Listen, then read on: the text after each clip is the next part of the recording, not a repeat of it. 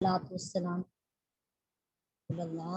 وعلى آلك وصحابك يا سيدي نبی اللہ رب اشرح لي صدري ويسر لي امري واحلل عقدة من لساني يفقهوا قولي واجعل لي وزيرا من اهلي رب زدني علما رب زدني علما رب زدني علما رب يسر ولا تعسر وتمم بالخير وبك نستعين اللهم اجرني في مصيبتي واخلف لي خيرا منها اللهم صل على سيدنا ومولانا محمد وعلى آله وصحبه وبارك وسلم.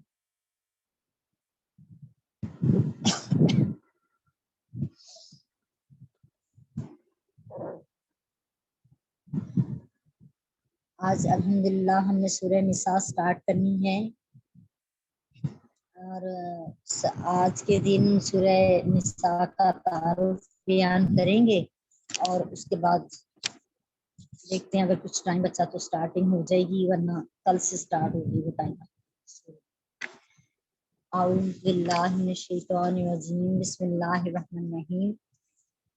مقام نزول سورہ نساء کا مقام نزول جی مدینہ منورہ ہے. سورہ نساء مدنی صورت ہے، یعنی وہ صورتیں جو مدنی زندگی میں نازل ہوئیں نبی کریم علیہ السلام کی، وہ مدنی صورتیں کہلاتی ہیں. اور وہ صورتیں جو مکہ مکرمہ کی زندگی میں یعنی جو زندگی آپ نے مکہ مکرمہ میں گزاری وہاں پہ نازل ہوئیں ان کو مکی صورتیں کہا جاتا ہے. آپ سرکار دو عالم علیہ السلام 63 برس زندہ رہے اور ان میں سے 53 سال آپ مکہ مکرمہ میں رہے اور آخری 10 سال آپ مدینہ طیبہ میں. اس سورہ میں 24 رکوع ہیں اور 176 آیات ہیں. اور جو قرآن مجید کی ترتیب ہے اس کے حساب سے یہ چوتھی صورت ہے، جبکہ نزول کے اعتبار سے یہ سورہ ممتحنہ کے بعد نازل ہوئی. یہ سورہ بقرہ کے بعد سب سے بڑی صورت ہے. سورہ البقرہ کے بعد جو سب سے بڑی صورت ہے وہ سورہ النساء ہے. اس کا زمانہ نزول کے حوالے سے اور وجہ تسمیہ بھی بیان کرتے ہیں. علماء نے یہ کہا ہے کہ سورہ نساء کا زمانہ نزول 3 ہجری کے آخر سے لے کر 4 ہجری کے آخر تک ہے، یا 5 ہجری کے بھی جو سٹارٹنگ ہے تب تک ہے. شوال 3 ہجری میں جنگ احد ہوئی تھی جس میں 70 مسلمان شہید ہوئے، اور اس وقت ان مسلمانوں کی وراثت اور ان کے یتیم بچوں کی کفالت کا مسئلہ پیدا ہوا. اس لیے مسلمانوں کی وراثت اور ان کے یتیم بچوں کی کفالت کے بارے میں آیات اس موقع پر نازل ہوئی.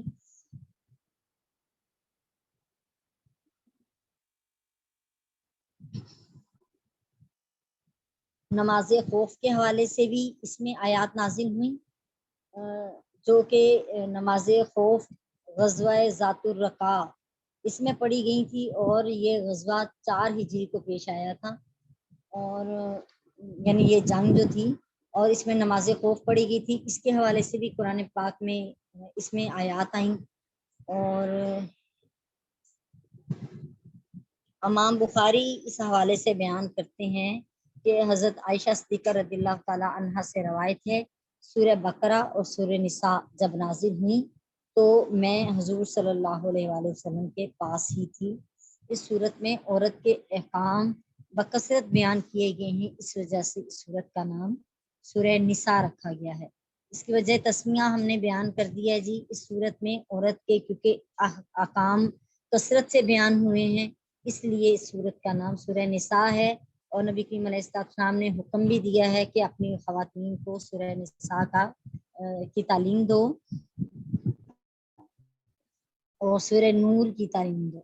یہ 2 صورتیں ہیں جس میں خواتین کے احکامات زیادہ آئے ہیں.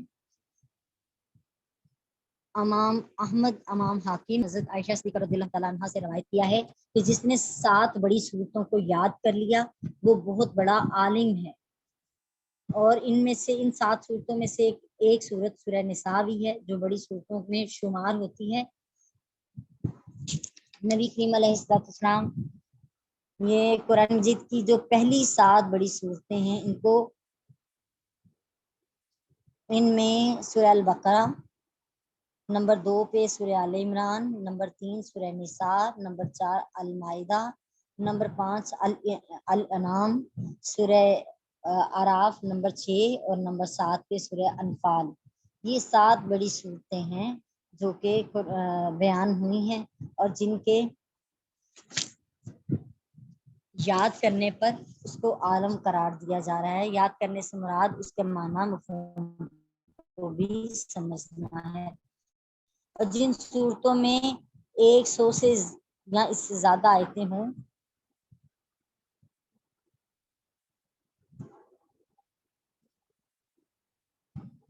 ایک سو سے زیادہ آیات ہوں، اس کو معین کہتے ہیں، اور جن صورتوں میں 100 سے کم آیتیں ہیں اس کو مثانی کہتے ہیں، اور مثانی کے بعد مفصل ہیں۔ سورہ حجرات سے سورہ بروج تک کی صورتوں کو طوال مفصل کہا جاتا ہے۔ سورہ آل عمران میں، سورہ نساء میں جو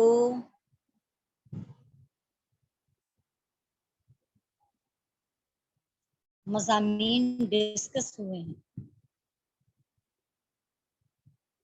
ان میں نمبر 1 ہے کہ جی رشتہ داروں سے حسن سلوک، یتیموں کے حقوق کی ادائیگی، اور ازدواج جو ہیں ان کی تعداد کی اجازت، اس کو ڈسکس کیا گیا ہے پہلی آیت سے 6 آیت تک، اور پھر 7ویں آیت سے 14ویں آیت تک وراثت کے احکام بیان ہوئے ہیں۔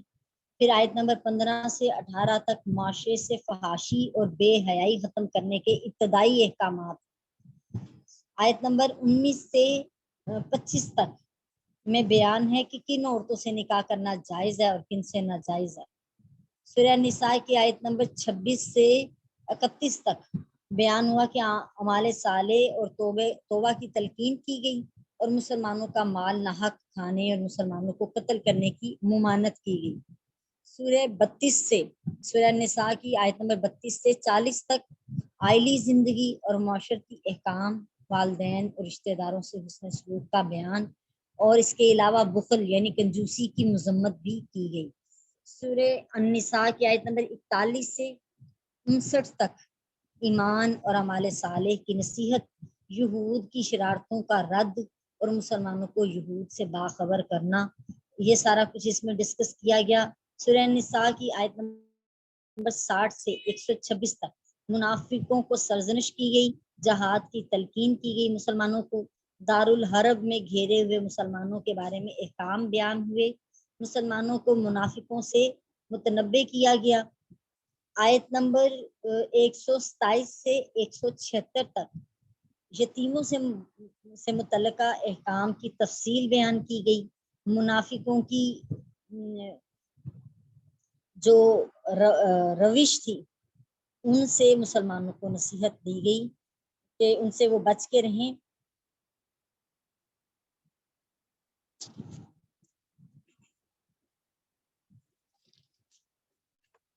انشاءاللہ تعالی اس کا سٹارٹ کر لیتے ہیں۔ اللہ پاک ہمیں اس کلام عظیم کی صحیح سمجھ بوجھ عطا فرمائے، اور اس سورہ نساء کے صدقے میں ہم عورتوں کو، ہم خواتین کو خاص خیر و برکت عطا فرما دے کہ ہمارے حوالے سے جو اس میں احکامات ہیں ہم ان کو اچھے طریقے سے ازبر بھی کر لیں، اور اللہ تعالی ہمیں اس پر اخلاص کے ساتھ عمل کی توفیق بھی عطا فرما دے، اور ہمارے عمل کو غرور اور تکبر سے پاک فرما دے۔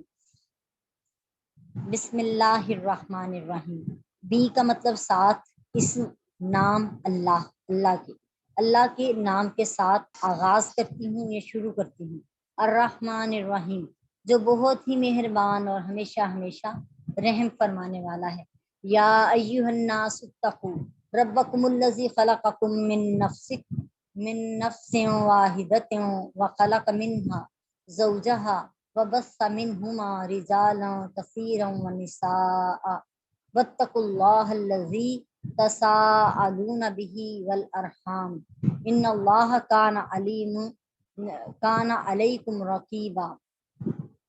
یا ایو اے الناس لوگو، اتقوا ڈرو، ربکم الذی اپنے رب سے جس نے خلا کا پیدا کیا، کم تمہیں، اے لوگو یعنی کل بنی نوع انسان کو مخاطب کیا جا رہا ہے، اور سب انسانوں سے کہا جا رہا ہے کہ اپنے رب سے ڈرو جس نے تمہیں پیدا کیا ہے، من نفس واحدہ، ایک جان سے پیدا کیا ہے۔ وہ ایک جان کیا تھی؟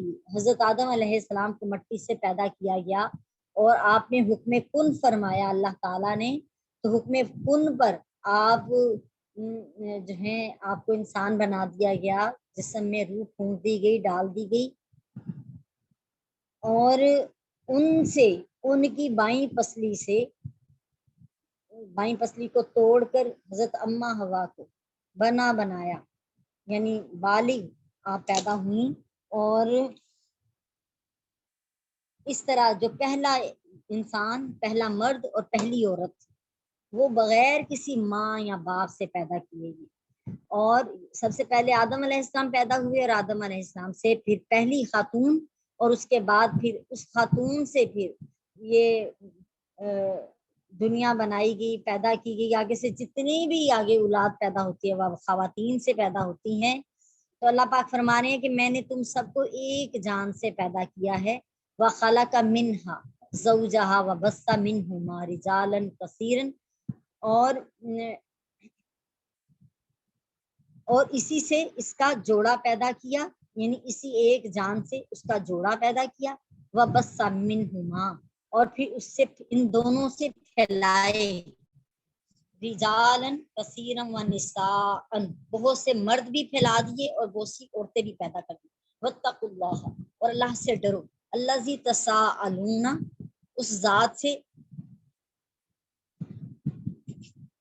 اس اللہ سے ڈرو جس کے نام پر تم سوال کرتے ہو، بہی، اس کے نام کے ساتھ، والارحام، اور رشتہ داریاں،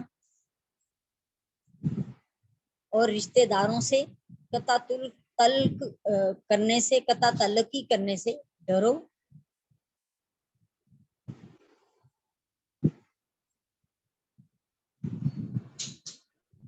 ان اللہ، بے شک اللہ تعالیٰ، کان علیکم، ان اللہ، بے شک اللہ تعالیٰ، کان علیکم رقیبا، بے شک اللہ تعالیٰ تم پر نگہبان ہے۔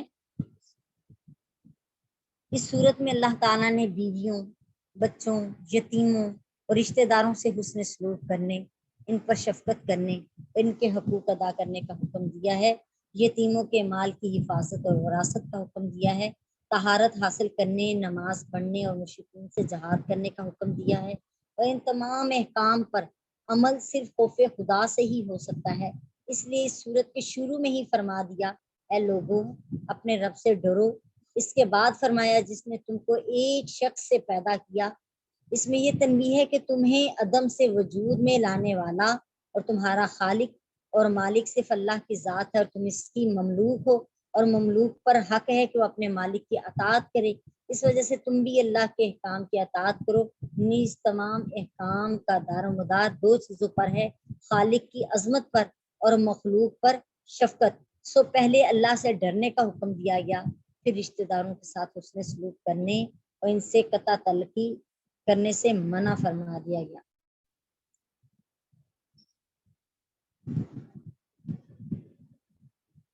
اس آیت میں رشتہ داروں سے حسن سلوک کرنے اور قطع تلقی کرنے سے منع کیا گیا، یعنی حسن سلوک کرنے کا حکم دیا گیا اور قطع تلقی کرنے سے منع کیا گیا۔ فرمایا کہ تم سب ایک مرد اور ایک عورت سے پیدا کیے گئے ہو، کیونکہ انسان سرخ، سفید اور سیاہ رنگ میں مختلف ہیں، قد و قامت میں مختلف ہیں، خوبصورت اور بدصورت ہونے اور نسب میں مختلف ہیں، اس کے باوجود سب انسانوں کی بنیادی شکل و صورت اور مذاقت ایک ہی ہے، اور یہ اس کی دلیل ہے کہ سب ایک ہی شخص سے پیدا کیے گئے ہیں اور سب اس کی ہی اولاد ہیں، اس لیے رنگ اور نسل میں اختلاف کے باوجود ان سب کو ایک دوسرے پر رحم کرنا چاہیے اور ایک دوسرے کے کام آنا چاہیے۔ حضرت ابو سعید رضی اللہ تعالیٰ عنہ بیان کرتے ہیں کہ رسول اللہ صلی اللہ علیہ وآلہ وسلم نے فرمایا، تمہارا رب واحد ہے اور تمہارا باپ واحد ہے، اور کسی عربی کو اجمی پر اور کسی گورے کو کالے پر تقوی کے سوا کسی اور وجہ سے فضیلت حاصل نہیں ہے۔ عربی وہ ہے جو عرب میں پیدا ہونے والے ہیں، عرب ملک سے تعلق رکھتے ہیں، وہاں کے باشندے ہیں۔ اور اجمی سے مراد جو غیر عربی ہیں، عربیوں کے علاوہ جتنے سب لوگ ہیں وہ سب اجمی کہلاتے ہیں۔ تو اللہ پاک یہاں پہ نبی کریم علیہ السلام نے فرما دیا کہ تمہارا رب واحد ہے، تمہارا باپ بھی واحد ہے، یعنی حضرت آدم علیہ السلام۔ اور کسی عربی کو اجمی پر اور کسی گورے کو کالے پر کوئی فضیلت نہیں ہے سوائے تقویٰ کے۔ حضرت ابو سعید رضی اللہ تعالیٰ عنہ بیان کرتے ہیں کہ نبی کریم علیہ السلام نے فرمایا تمہارا باپ واحد ہے اور تمہارا دین واحد ہے، اور تمہارا باپ آدم ہے اور آدم کو مٹی سے پیدا کیا گیا ہے۔ حضرت انس بن مالک رضی اللہ تعالیٰ عنہ بیان کرتے ہیں کہ ان کے دو غلام تھے، ایک حبشی تھا اور دوسرا نبتی۔ وہ آپس میں لڑ پڑے اور ایک دوسرے کو برا بھلا کہنے لگے۔ ایک نے کہا اے حبشی، دوسرے نے کہا اے نبتی۔ نبی کریم علیہ السلام نے کہا ایسا نہ کہو، تم دونوں محمد صلی اللہ علیہ وآلہ وسلم کے اصحاب میں سے ہو، سو حکم نہیں ہے کہ ایک دوسرے کو برا بھلا کہا جائے، جبکہ ہم ایک ہی کلمہ گو ہیں، ایک کلمے پر ایک کلمہ پڑھنے والے ہیں، ایک اللہ کو ماننے والے ہیں، ایک رسول کو ماننے والے ہیں اور ایک قرآن کو ماننے والے ہیں۔ اس کے باوجود ہم سب کی رخ الگ الگ ہو چکے ہیں، اور کوئی ایک دوسرے کو کافر بنانے کو تیار ہے اور کوئی ایک دوسرے کو مشرک بنانے کو تیار ہے۔ اللہ پاک ہمیں اپنی پناہ میں رکھے۔ اسی کی وجہ ہے، ان فرقہ پرستی کی ہی وجہ ہے کہ ایک ہی ماں باپ کی اولاد ہیں، لیکن سب تنکا تنکا ہو چکے ہیں اور سب کے رخ سب کے دل الگ ہو چکے ہیں۔ حضرت جبیر بن مطعم رضی اللہ تعالیٰ عنہ روایت کرتے ہیں کہ نبی کریم صلی اللہ علیہ وآلہ وسلم نے فرمایا رشتہ داروں سے قطع تعلقی کرنے والا جنت میں داخل نہیں ہوگا۔ یہ صحیح بخاری شریف کی حدیث پاک میں نے آپ کو سنائی ہے۔ حضرت ابو ہریرہ رضی اللہ تعالیٰ عنہ بیان کرتے ہیں کہ نبی کریم علیہ السلام نے فرمایا رحم رحمان کے اثار میں سے ایک اثر ہے۔ اللہ تعالیٰ نے رحم سے فرمایا جو تجھ سے وصل کرے گا میں اس سے وصل کروں گا۔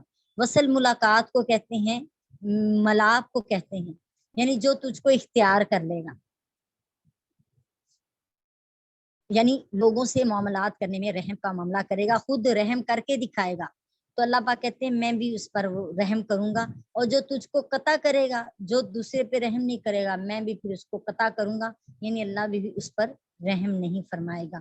جس شخص کو یہ پسند ہو کہ اس کی عمر بڑھائی جائے اور اس کے رزق میں وسعت پیدا کی جائے اور اس سے بری موت کو دور کر دیا جائے، اسے چاہیے کہ وہ اللہ سے ڈرے اور صلہ رحم کرے، یعنی رشتہ داروں سے تعلق جوڑے۔ حضرت ابو ہریرہ رضی اللہ تعالیٰ عنہ بیان کرتے ہیں کہ رسول اللہ صلی اللہ علیہ وسلم نے فرمایا جس شخص میں 3 خصلتیں ہوں اللہ تعالیٰ اس سے آسان حساب لے گا اور اس کو اپنی رحمت سے جنت میں داخل کر دے گا۔ صحابہ نے عرض کی اے اللہ کے نبی صلی اللہ علیہ وآلہ وسلم، آپ پر ہمارے ماں باپ فدا ہوں، وہ کون سی 3 خصلتیں ہیں؟ آپ سرکار دو عالم علیہ السلام نے فرمایا جو تم کو محروم کر دے تم اس کو دو، جو تم سے قطع تعلقی کرے تم اس سے تعلق جوڑو، اور جو تم پر ظلم کرے تم اسے معاف کر دو۔ جب تم یہ 3 کام کر لو گے تو اللہ کی رحمت سے جنت میں داخل ہو جاؤ۔ سبحان اللہ و بحمدہ سبحان اللہ العظیم۔ آج ہم دیکھتے ہیں اگر کوئی ہمیں نہیں دیتا ہم کہتے ہیں تم نے نہیں دیا تو ہم کیوں تمہیں دیں۔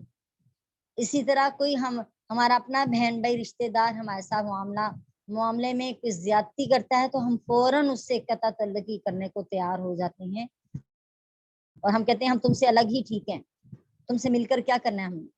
اور تیسرا یہ کہ جو تم پر ظلم کرے اس کو معاف کر دو۔ بہت بڑے حوصلے کے تینوں کام ہیں۔ اللہ تعالیٰ جو ہے ہمیں اس کو اختیار کرنے کی توفیق عطا فرمائے۔ وما علینا الا البلاغ المبین۔ صدق اللہ العظیم۔ السلام علیکم ورحمۃ اللہ وبرکاتہ۔